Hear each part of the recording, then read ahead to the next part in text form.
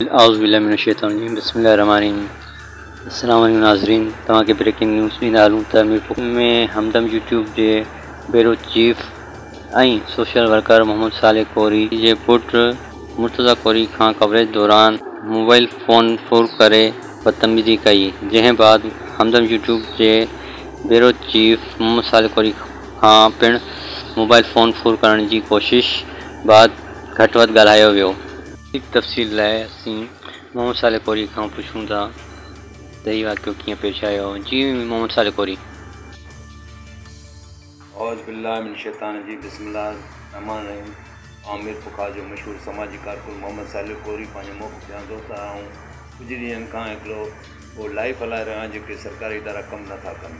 अहिड़े हवाले सां जीअं बल्दिया मीर पुखार में मूं लाइव हलाए थो त जो OTP ब्रांच जो क्लार्क आहे ऐं मौलवी असलम जंहिं मूंखां मोबाइल करण जी कोशिशि कई ऐं बदतमीज़ी कई ऐं मूंखे इहो खुटको आहे त मीर पुखार जो डिप्टी कमिश्नर बल्दिया एडमिनिस्ट्रेटर आहे, जंहिंजे ख़िलाफ़ जेको सो निशानदेही कंदो रहां थो हुनजी कोताहियुनि जी ऐं हुनखे चिड़ लॻी हुनजी पछ ते मूंसां इहो सभु कुझु थियो आहे ऐं मूंखे ख़दशो आहे त मूं ते या मुंहिंजे औलाद ते किथे बि डिप्टी कमिश्नर मीर पुखार सलामत मेमण को बि कूड़ो केस कराए सघे थो या जानी या माली नुक़सानु ॾेई सघे थो। इन लाइ लिहाज़ मुंहिंजो मौक़ो रिकॉर्ड ते रखियो वञे, मूंखे कुझु थियो वञे ज़िम्मेदार डिप्टी कमिश्नर मीर पुखार सलामत मेमण सम्झो वञे। महिरबानी।